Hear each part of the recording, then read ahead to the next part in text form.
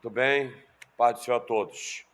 Vamos dar início à nossa 22ª aula, dando continuação ao nosso curso. Senhor Deus e Pai, muito obrigado por estar na Tua presença, Senhor, nesse domingo pela manhã, para juntos aprendermos a Tua palavra nesse curso, na Escola de Formação de Líderes, ó Pai de Obreiros da Assembleia de Deus, Família Missionária.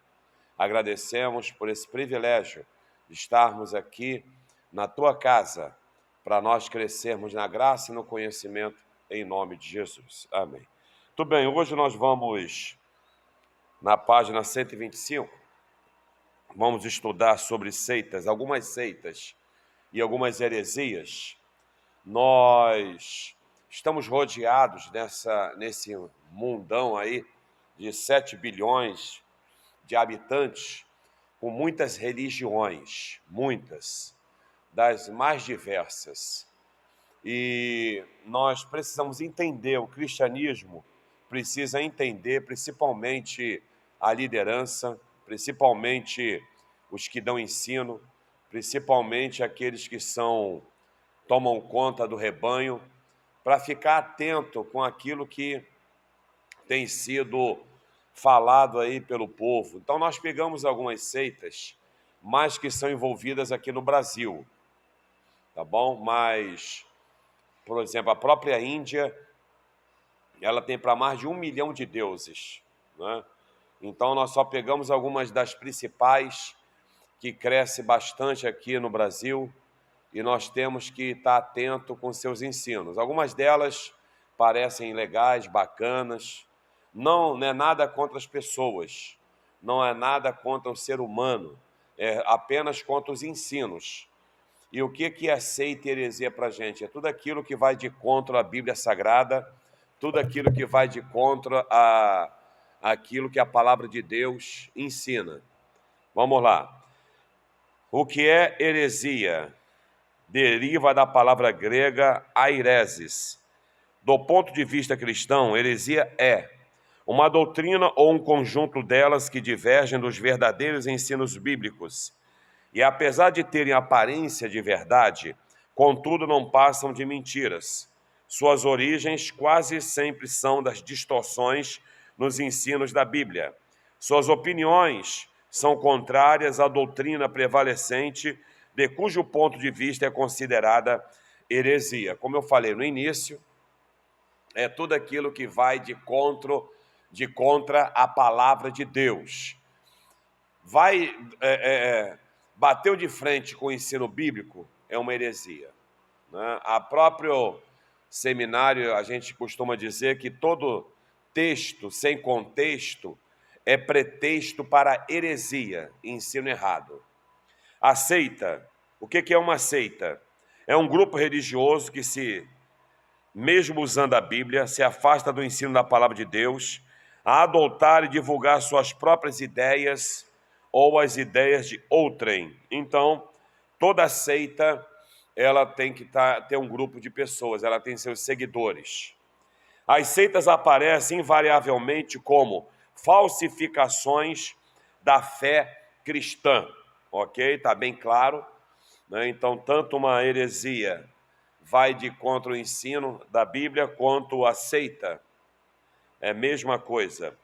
Podemos dizer que as seitas, em sua maior parte, são produto final das heresias. Tá? Então, por isso que é seitas e heresias. Nem toda heresia culmina na formação de uma seita, mas toda seita possui em seu sistema elementos heréticos. Pode acontecer de, no altar da igreja evangélica, alguém está pregando heresia, né? Que é fora do contexto bíblico. Por exemplo, uma das grandes heresias que tem se pregado em muitas igrejas por aí é falar que o dízimo não é bíblico, é falar que não precisa batizar mais, que não precisa tomar ceia ou qualquer um pode tomar ceia, né? Você vê muitos lugares no altar aceitando, né, aquilo que a Bíblia ela não aceita, que é uma união conjugal estável, tá bom? Então, nós temos que ficar atentos Algumas estão ensinando que o pecado do passado não é mais pecado hoje.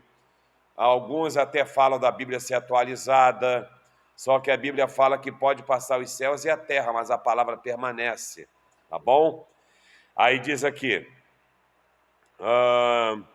uma seita é identificada, em geral, por aquilo que ela prega a respeito da Bíblia Sagrada, a pessoa de Deus, Espírito Santo, a queda do homem, o pecado, a pessoa e a obra de Cristo, a salvação e o porvir, tá bom? Então, sempre que tiver uma heresia no altar, o líder que tiver ali, se ele chamar um pregador de fora, ou o próprio membro da igreja ouviu em algum lugar e acha que está certo e quer imitar pregando, ele tem por total autoridade de pedir para a igreja ficar de pé e pedir o microfone, ou pedir para desligar o som, para que não continue falando no microfone da igreja. Não pode permitir isso, né? Não pode permitir alguém ficar falando heresia para o plenário. A pessoa tem que ser, na hora, pedir para ela sentar, agradecer e falar que nós não compartilhamos esse tipo de ensino. Isso é heresia. Se o que uma seita ensina sobre esses assuntos não se coaduna com as Escrituras, podemos estar certos de que estamos diante de uma seita herética. Entre as muitas razões para o surgimento de seitas falsas no mundo, hoje destaco-se as seguintes. Vamos ver algumas razões. A ação diabólica no mundo contra a igreja e a palavra. Então, toda seita e heresia é uma ação do diabo. Por exemplo, a primeira coisa que aconteceu de uma heresia foi quando lá o bate-papo da serpente com Eva disse, Deus falou para eles não comer do fruto. Aí já se acrescenta depois na conversa, tocar também. Deus não disse tocar, Deus disse comer. Tá? Então, tudo começa em acrescentar ou tirar aquilo que a Bíblia fala. Toda seita, toda heresia, ela vai ou tirar ou acrescentar o que está na Bíblia Sagrada. 2. O descuido da igreja em pregar o evangelho. Isto é, quanto menos a igreja evangeliza, mais pode proliferar o crescimento das seitas e heresias. Todas as igrejas que retiraram seus cultos de ensino, sua escola dominical, seus cultos de ensino, de doutrina, seus cursos bíblicos, elas podem ter uma tendência futuramente de ter heresia no meio do rebanho do povo. Então, para se combater uma heresia, ela deve ser, e uma seita é evangelizar, é ganhar as pessoas para Jesus e ensiná-las a raiz bíblica. 3. A falsa hermenêutica, como vocês aprenderam, a interpretação do texto errada. A pessoa lê uma coisa e ela interpreta da maneira que ela acha que está certo. Porém, biblicamente, tá, ela está totalmente errada. Então, toda seita e heresia, ela também vem através da hermenêutica. A pessoa acha que entendeu o que está escrito ali. E o achismo, ele deve ser combatido. Sempre que você ouvir algo e você vê que não está correto, a interpretação, você deve jogar fora. Dizia, na época que eu entrei no primeiro seminário, que a gente entrava com 2 bolsas, uma aberta e outra fechada. A bolsa fechada eu guardava tudo de bom. A bolsa aberta eu jogava na bolsa ali e ela ia jogada fora. Tá bom? 4. A falta de maturidade espiritual. Página 126. A falta de maturidade. E como é que se alcança a maturidade? É na palavra. É lendo a Bíblia. É participando dos ensinos da escola dominical, como eu disse. É fazendo um seminário. É participando de um curso desse. É lendo livros. Procure saber livros para aumentar o seu conhecimento, melhorar o seu crescimento espiritual, a sua maturidade espiritual. Você não vai ser enganado. Pessoas vão bater no seu portão Ao invés delas querer te ensinar, é você que vai evangelizá-las. Então procure conhecimento. É como alguém que quer se formar numa especialidade e apenas passou, mas ele não estudou nada. Ele apenas pegou o diploma, mas ele não sabe nada. É alguém que vai para a faculdade apenas para falar que tem um nível superior, mas não tem ensino, não tem aprendizado, não tem nada. Ou alguém no seu setor de trabalho que é seu chefe, mas ele não sabe nada daquilo ali. Alguém que assumiu uma repartição e não sabe nada, mas é teu chefe. Então nós temos que aprender. Primeira seita, página 126, Espiritismo. O Brasil, particularmente, detém o triste recorde de ser o maior reduto espírita do mundo. Sua origem faz parte da tradição de vários povos, como os egípcios, caldeus, assírios, a Babilônia, hindus, etc. O espiritismo que hoje se expande no Brasil e no mundo nada mais é do que a continuação da necromancia, do ocultismo, praticado pelos povos antigos. Sua forma moderna, como hoje é conhecido, se deve a duas jovens norte-americanas, Margaret, Kate Fox, Edville, estado de Nova York. Necromancia é consulta aos mortos. Então, deu-se por essas meninas, essas mulheres. A figura de Allan Kardec é a principal dos arraiais espíritas. Léo Hippolyte Ravalli, que é o verdadeiro nome de Allan Kardec.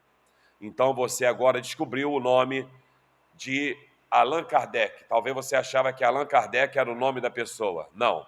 O verdadeiro nome daquela pessoa que tem a foto, os quadros no Espiritismo é Léon Hippolyte Ravalli, tá bom? Que passou a ter o nome de Allan Kardec. Nasceu em Lyon em 1804. Tomou o pseudônimo de Allan Kardec por acreditar ser ele a reencarnação de um poeta celta com esse nome.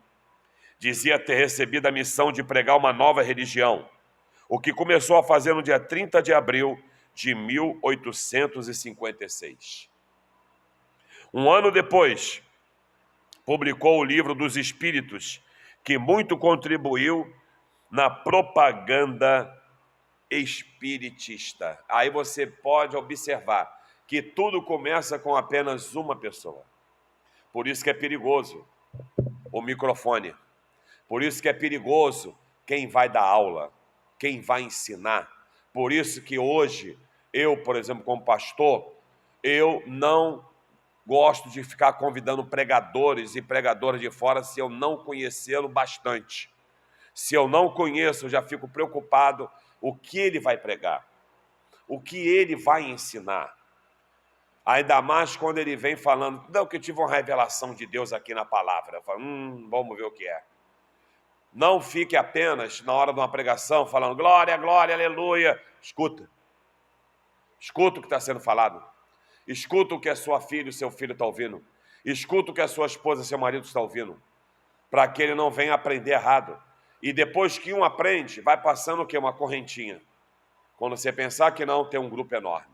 Olha o Espiritismo. Começou em 1804.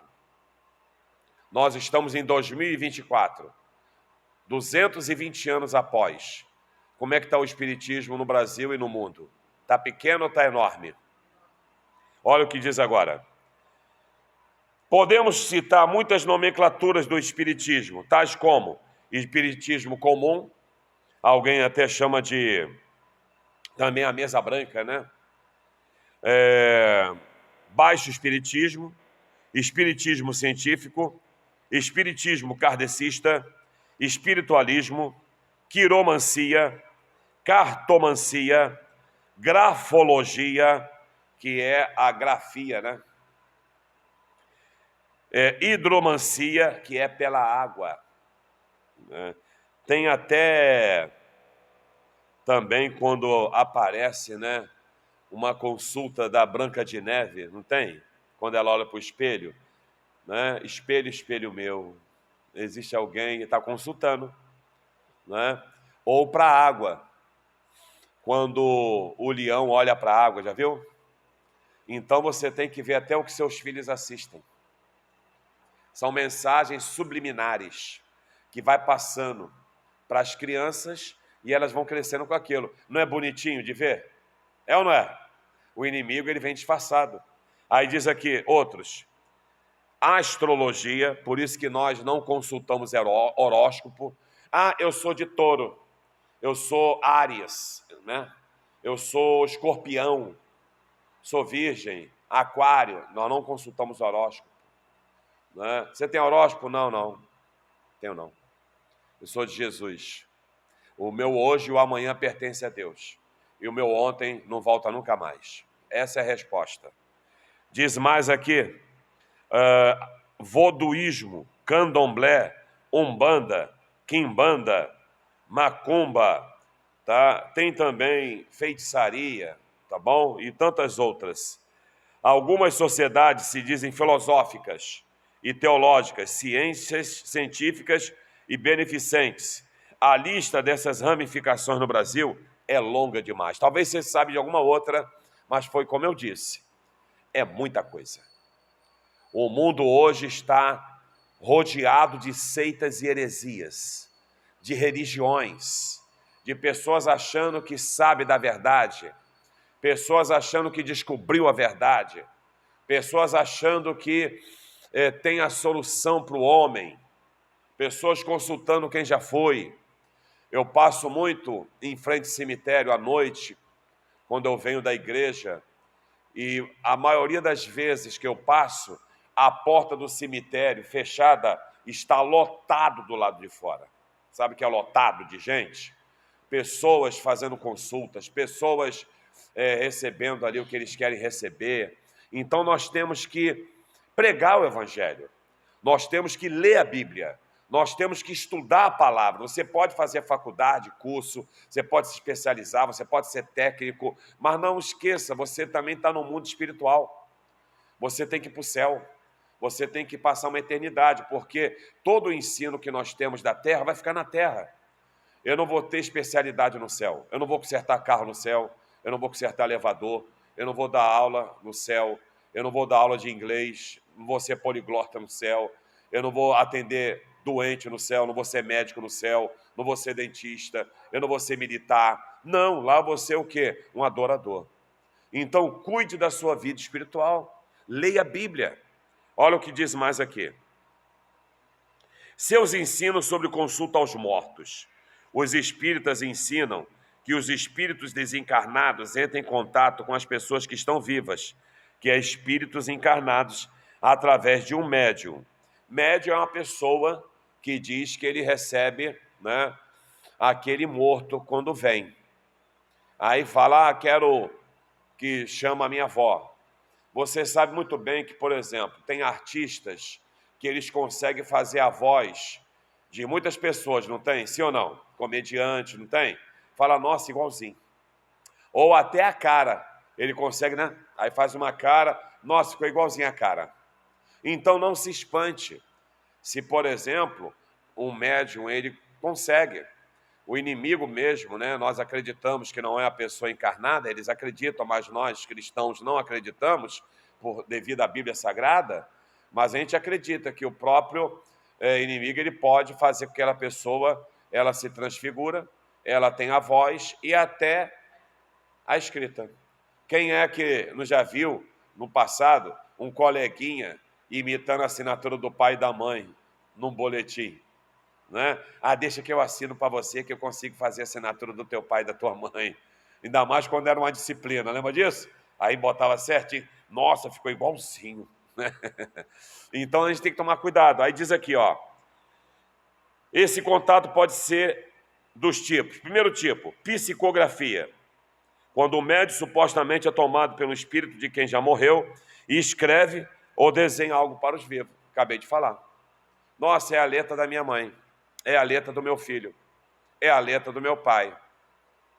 Né? Eles acreditam que é o espírito que encarnou ali, aquele espírito desencarnado que encarnou no espírito encarnado, né? Que é o homem, no homem, na verdade. Psicofonia, quando o médium supostamente incorpora o espírito de quem já morreu e comunica verbalmente, falando com a mesma voz. Faz até voz de criança. Ou a voz rouca daquela pessoa. Aí fala, não, é a voz dele sim, é ele. É a voz dele. Me fez lembrar a voz do meu pai e da minha mãe. A Bíblia condena a consulta dos mortos. Aí tem as passagens bíblicas, que está em Deuteronômio 18, Isaías 8 e Levítico 19, 31. Tá bom? Então, muito cuidado. Página 127. Diz aqui. Seus ensinos sobre a reencarnação. Eu quero falar, inclusive, que a reencarnação, ela não é acreditada só no Espiritismo. Tem muitas religiões, como eu disse, não dá para dar aula de tudo, que acreditam na reencarnação. O que é isso? Vamos lá. Ensina que quando uma pessoa morre, seu corpo vai para a sepultura, mas o seu espírito, a sua alma, volta para o além. Pode se comunicar com os vivos através de um médium, como já foi dito. Porém, depois reencarna em outro corpo e volta a viver nessa terra. Para os espíritas, é através de sucessivas reencarnações que o homem é aperfeiçoado, alcançando assim a salvação. Preste atenção. Eles ensinam que a pessoa morre, né, vai para o além, e quando chega uma determinada hora, ele reencarna numa mulher grávida, que está ali. Aí ele vai reencarnando até ele chegar ao nível de perfeição. Pergunta aos senhores, alunos, senhoras, você conheceu já algum ser humano perfeito? Você já conheceu algum ser humano nota 10? Mesmo sendo teu pai, tua mãe, teu avô e tua avó? Não tem. Então essa reencarnação, como que ela se dá? Se nós começamos com Adão e Eva, e hoje nós somos quantos? 7 bilhões. Né? Então você observa que é tanta gente que já morreu na face dessa terra, né? Que até na matemática fica difícil. Mas o ser humano, ele é carente de acreditar em alguma coisa. Sim ou não? As pessoas acreditam num pedaço de galho de árvore. É ou não é? Arruda, não é assim? A pessoa acredita numa ferradura de cavalo. A pessoa acredita que se virar o elefante de costa, né? A pessoa acredita se botar uma imagem dentro de um congelador, alguém vai casar. E por aí vai. Então o ser humano, ele acredita numa moeda, se ele botar na carteira. Numa nota de dólar, se botar na carteira, ele vai ficar rico, vai chamar dinheiro. O ser humano, ele é muito carente dessas coisas espirituais. É onde o diabo ou os charlatões, tá? Por exemplo, apareceu um camarada aí agora, depois você tenta achar nas redes sociais, não sei se eu vi mais no TikTok, ele está ensinando a falar língua estranha, e ele falou que ele entra no céu a hora que ele quer. Aí você bota lá, apóstolo ensinando a falar língua estranha, apóstolo tem acesso no céu a hora que ele quer. E eu acho muito engraçado, porque ele fala que, outro dia ele falou que bateu papo com aquele pastor Anderson do Carmo, não era? Que era marido da Flor de Lis. Aí ele bateu um papo com ele, falou assim, inclusive eu estava lá no céu batendo papo com ele, ele pediu para mandar uma mensagem para a esposa dele, né? E ele anda com uma espada grandona na mão. E ele fala que ele é professor lá no céu de língua estranha. Ele é um dos professores, né? E lá tem aula, tem umas salas que as pessoas vão para lá para aprender como é que fala a língua dos anjos.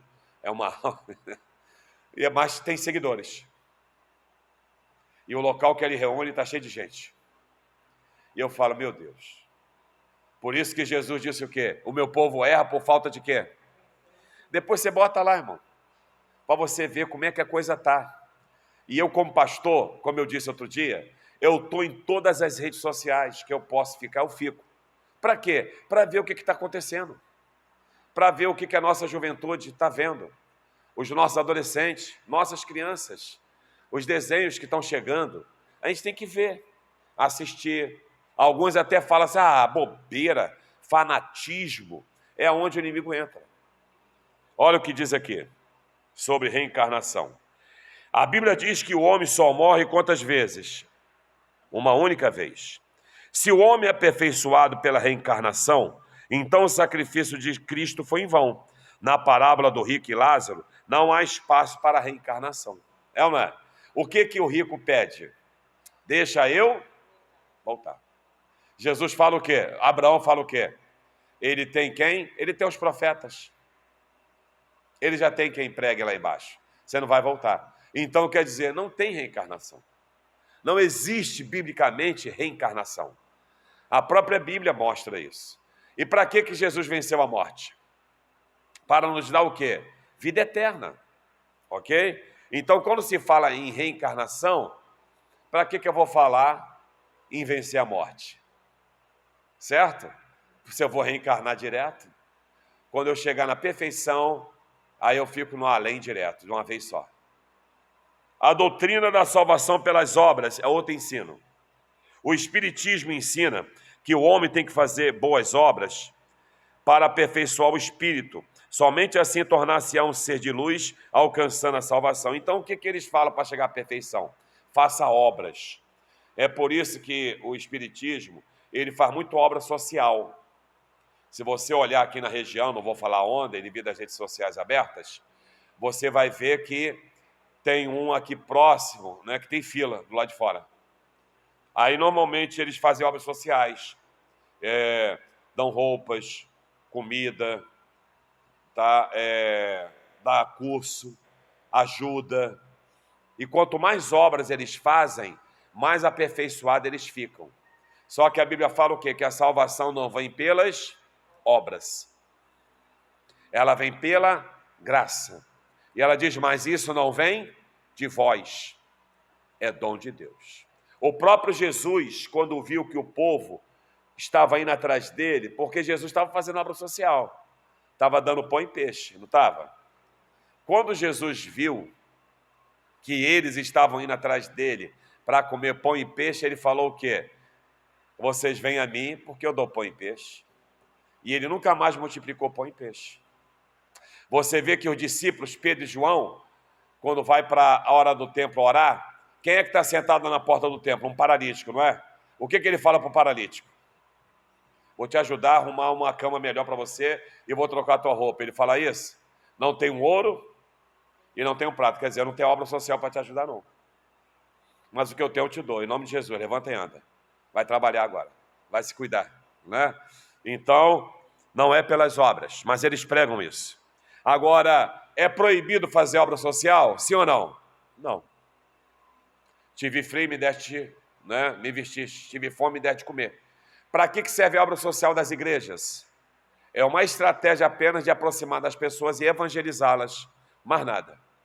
Mas a igreja em si, ela faz a obra social por amar o próximo, mas isso não requer que é salvação. É claro que fé sem obras é morta e obras sem fé é mortas.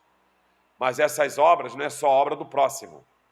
É a obra da evangelização, é a obra da pregação do evangelho, é a obra de limpar uma igreja, é a obra de fazer mutirão, é a obra de visitar os lares. Tem gente que acha que obra é só ajudar o próximo. Não é. Faz parte. É um conjunto. Por isso que todo texto, tá, sem contexto, é pretexto para heresia. Muito cuidado com isso. A Bíblia diz que a salvação é somente pela fé em Jesus Cristo. Independente das obras, a salvação é somente através de Jesus Cristo. Em nenhum outro nome há dado aos homens pelo qual devamos ser salvos. Não é isso? Jesus Cristo. A salvação vem quando o homem confessa Jesus como Senhor e crê. Né? Então, todo aquele que crê será salvo. Somente o sangue de Jesus pode purificar o homem dos seus pecados. Amém? Os espíritas creem que Jesus foi o melhor mestre, exemplo e médium que o mundo jamais conheceu. creem na divindade de Cristo, no mesmo sentido que crê na divindade de todo ser humano. Então, para eles, a Jesus divino é igual a todos nós. Só que ele foi um ser humano mais evoluído. Ele foi um ser humano dotado, né, como espírita. E assim, eles acham que todo ser humano é igual. Aí diz mais aqui: não os reconhece como divino em sentido único, rejeita a doutrina da Trindade, creem que Jesus foi um dos vários salvadores vindos ao mundo. Nós cremos que Jesus Cristo é o único mediador entre Deus e os homens. O único mediador entre Deus e os homens é Jesus Cristo. É por isso que a Bíblia fala que tudo que pedides ao Pai, crendo, recebereis. Mas tudo deve ser feito o quê? Em nome de Jesus. É por isso que eu falo, que não é no nome do Pai, do Filho e do Espírito Santo. Isso é batismo. É em nome de Jesus, o único mediador. Os sinais e seguranças que creem, não é assim? Meu nome, expulsarão os demônios. É no nome de Jesus. Tenta expulsar um demônio em nome de qualquer ser humano. Tenta orar alguém para ficar curado em nome de ser humano. O inimigo tem até as suas estratégias de enganar pelos milagres, que a Bíblia fala que, se possível fosse, enganaria até os escolhidos, que são sinais. Então tem sinais que é para enganar os escolhidos e enganar as pessoas sem conhecimento. Muito bem. Sobre a Bíblia. Não reconhece a Bíblia como autoridade de fé ou doutrina. Baseiam suas doutrinas nas revelações. Para os cristãos é pura blasfêmia o fato de colocar as revelações contraditórias do Espiritismo no mesmo nível da infalível palavra de Deus. Temos evidências sobejas para depender somente da revelação bíblica na própria Bíblia. Então, eles têm o livro kardecista, tá bom? Não é Bíblia, é o livro de Allan Kardec. Você toma muito cuidado. Não, é a mesma coisa. Não é, tá bom? Então, se você não tomar cuidado, você vai ser enganado. Aí você tem que sempre ver de quem é a tradução. A nossa é João Ferreira de Almeida. Do kardecismo é Allan Kardec. Do Testemunho de Jeová, você vai ver lá que é Torre de Sentinela, que é Russell. Vamos ver daqui a pouco, tá bom? Vamos aprender mais uma religião e que eu posso falar o seguinte. É uma das que mais estão crescendo no mundo. Está quase equiparado ao cristianismo, que é o islamismo. Algumas nações, nós chamamos que elas estão islamizadas. O Islã tomou. Algumas nações, a lei do país não é, por exemplo, a nossa Constituição, né? Lá é a lei do Islã, Maomé. Lá, nesses países, quem não segue essa religião, em alguns países, podem ser presos e mortos. Quem nega essa fé do Islã, em alguns países, eles podem ser expulsos. Campo de concentração ainda existe para quem nega a fé do Islã. Vamos ver. O islamismo é um sistema religioso fundado no início do século VII por um homem chamado Maomé, que, segundo ele, recebeu uma visita do anjo Gabriel. Inclusive, deixa eu abrir parênteses aqui. Muito cuidado com esse negócio de ficar usando o nome de Miguel e Gabriel. Senhor, manda Miguel lá, manda Gabriel. Muito cuidado. Eles não vão fazer nada disso. Tanto Miguel quanto Gabriel, que é citado na Bíblia, eles foram chamados para uma missão específica. Mais nada. E foi o Senhor Deus que o determinou. Gabriel, mete a espada. Não faz isso não. Ah, que eu vi que um pastor tal fez e aconteceu. O problema é dele. Não siga isso. Ah, eu achei maneiro. Não, não é nada de maneiro. Eu achei legal. Não tem base bíblica para isso não. Tá? Durante essas visitas do anjo, as quais continuaram por cerca de 23 anos, até a morte de Maomé, o anjo aparentemente revelou a Maomé as palavras de Alá, Alá em árabe, tá? É usada pelos muçulmanos para Deus. Então, quando fala Alá, é Deus. Essas revelações ditadas formam o que hoje conhecemos de Corão ou Alcorão. Então, a Bíblia do Islã se chama Alcorão, que é o livro sagrado do islamismo. O que significa Islã? Submissão, derivando de uma raiz que significa paz. A palavra muçulmano significa aquele que se submete a Alá. Por isso que eles matam, prendem, vira homem-bomba, explodem. Não todos, tá ok? São os chamados radicais. O islamismo, ele tem várias linhas. Por isso que aqui a gente só está dando uma base. Ele tem várias linhas do Islã. Você vai ver que tem muçulmano que ele só anda com lenço, a mulher na cabeça, tem outros que não aparece nada, tem uns que andam de preto, e por aí vai. Então, existem várias linhas do islamismo. Porém, todos eles seguem o ensino de Maomé, que falou que recebeu pela revelação do anjo Gabriel. Vamos ver. Os muçulmanos resumem a sua doutrina em 6 artigos. Guarda isso, irmão. Porque você toda hora está vendo reportagens sobre o islamismo. Quais são as 6 bases dele? Primeira, crença em um Deus. Os muçulmanos acreditam que Alá seja o único, eterno, criador e soberano. Eles adoram um só Deus. Tá? Eles não são politeístas, adoram a vários deuses. 2, crença nos anjos. 3, crença nos profetas. Os profetas são os profetas bíblicos, mas termina com Maomé, o último profeta de Alá. Aí que veio o problema. Até o número 3, parte A, está tudo certo. Mas quando vai para o número 3, parte B, começa a vir um problema. Ele já coloca Maomé como o último profeta. Aí diz mais aqui. A crença nas revelações de Deus. Os muçulmanos aceitam certas partes da Bíblia, como a Torá e os evangelhos. Eles acreditam que o Alcorão seja a perfeita pré-existente palavra de Deus. Eles aceitam, mas só acreditam na Torá. É por isso que se você vai pregar, ele não aceita, que ele fala que isso é uma heresia. Diz mais, crença no último dia do julgamento na vida futura. Todos serão ressuscitados para julgamento no paraíso ou inferno. Quase igual, né? Então eles também acreditam nisso. Tem uma linha, por exemplo, do Islã, que eles prometem, tá? Eu não sei precisamente, mas os homens bombas, que ele vai ter, por exemplo, no paraíso, 40 mulheres virgens para ele. Não sei para quê, né?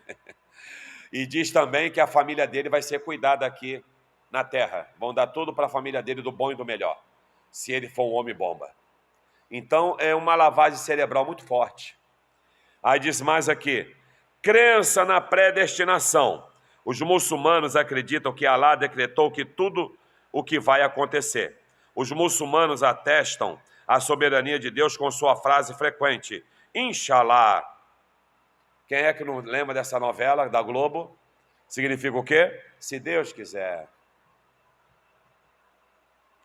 5 pilares do Islã, que é o quadro de obediência. Aí isso aqui é que é onde vem massacre. Primeira crença, testemunho de fé. Não há outra divindade senão Alá. Maomé é o mensageiro de Alá. E ponto final, não é Jesus Cristo. Bom? 2, as orações. 5 orações precisam ser feitas todo dia. E aonde eles estão? É por isso que eles, muitas vezes a Bíblia fala que os filhos das trevas são mais brilhantes que os filhos da luz. Eles oram 5 vezes ao dia. E o cristão? E aonde eles estão, eles param. Deu a hora da oração, ele bota o tapetinho dele. Pode ser na rua, na praça, na piscina, na praia, dirigindo, o carro para. Os carros param.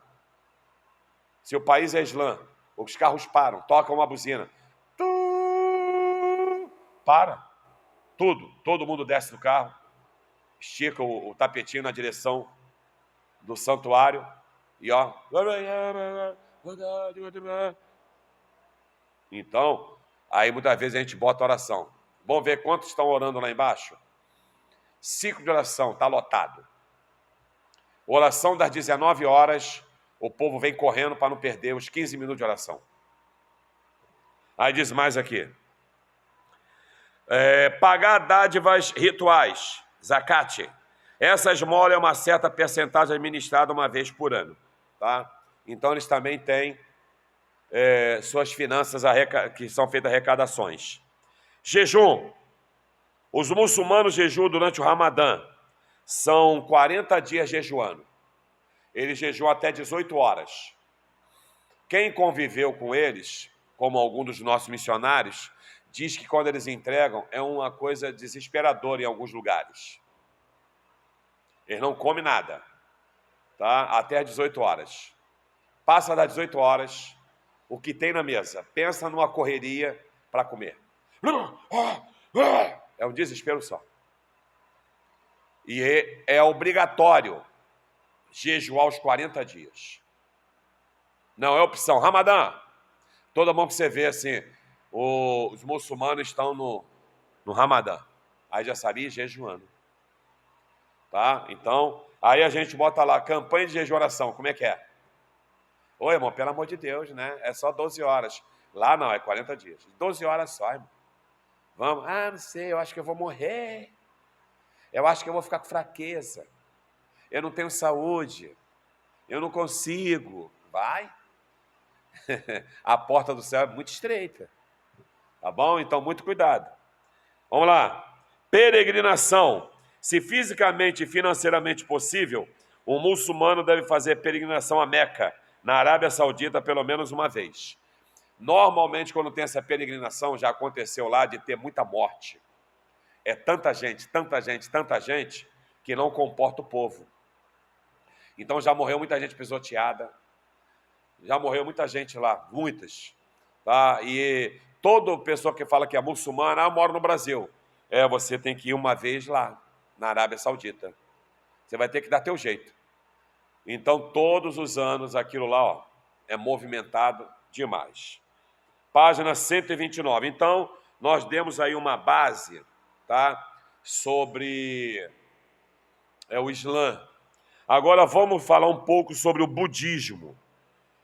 Tá? O budismo é uma religião bastante peculiar, pois é uma religião bastante semelhante ao hinduísmo, no fato de que ambos são chamados de religiões orientais. Ambos acreditam em karma, ética de causa e efeito, Maya, natureza criativa e mágica da ilusão, Sansara, ciclo de reencarnação, entre outras coisas. Os budistas acreditam que o objetivo principal da vida é de alcançar a iluminação, como eles acham que ela existe. O seu fundador foi Siddhartha Gautama. Os ensinamentos são bastante distintos. Encontramos ensinamentos comuns ao hinduísmo, tais como reencarnação, Maya, tendência de compreender a realidade como sendo panteísta em sua natureza. Isto é, eles também acreditam em reencarnação. Existe uma linha que acredita que você pode reencarnar até um animal. Você vai reencarnar uma vaca. É por isso que tem países que não comem nenhum animal, porque pode ser um parente. Tem outros que vão mais além. Você pode reencarnar um inseto, um rato, uma mosca, uma barata. Já pensou? Você é uma barata? Andando pela Délio Guaraná, naquela... Ou lá naquele sucatão maravilhoso. Tô aqui, gente, vocês não estão me vendo? Então, mas eles acreditam. A gente está achando engraçado, mas eles levam isso a sério. Tem dos ratos. Eu já vi já. Quem quiser ver como é que é o santuário dos ratos, você vai ficar apavorado. Você só entra lá descalço. E aí tem um local assim de comida que você come junto com eles. E aquele monte de rato comendo. E você come junto. E é proibido entrar com sapato, cheio de urina de rato. não pode matar rato. Eu já vi um caso de uma pessoa chutar um rato, parece que quebrou a pata do rato. Se eu não me engano, eu não sei se cortar a perna da pessoa ou se quebrar a perna dele também. E tantas outras linhas. Você também tem uns que acreditam que você pode ser uma árvore. Tá? Quando se fala em panteísmo. É por isso que é só uma base. Quem quiser se aprofundar mais, aprender sobre o budismo, tem que procurar um livro de seitas e heresias sobre budismo. Não é aprender a ser budista, é aprender como combater esse ensino do budismo, tá bom? Então, aqui no Brasil não se vê muito, né? Mas eles costumam ficar um bom tempo, né? Numa posição, né? Cruza as pernas, bota a mão. Dizem, eu não vi, nunca vi, mas diz que tem alguns que até levitam, sai do chão, tá? É uma coisa assim incrível. Tem templos budistas, né, que eles vão para lá, aí eles não têm esposas, não têm filhos, normalmente raspam a cabeça. A maioria deles, né, são vegetarianos, tá? E, enfim, se um dia eu não vejo budista andando pelas ruas, né, aqui, mas se um dia você lidar com alguns deles, você tem que apresentar o verdadeiro Cristo, apresentar quem venceu a morte e apresentar o céu, tá bom? Unicismo. No final do segundo século, a heresia conhecida como monarquianismo se opôs ferozmente contra a teologia trinitariana, né? Que é justamente Pai, Filho e Espírito Santo. E se dividia em dois grupos. Monarquianismo dinâmico defendia que Cristo era apenas um homem, adotado por Deus por ocasião de seu batismo. Monarquianismo modalista sustentava que o Pai, o Filho e o Espírito Santo seriam três modos sucessivos segundo os quais Deus se manifestava. Trazia salvação aos homens. Alguns dos mais proeminentes defensores do modalismo nessa época foram Noetus, Praxeas, Calixto, Sabélio. Do outro lado, Tertuliano, Hipólito e Orígenes formaram uma frente única contra o unicismo.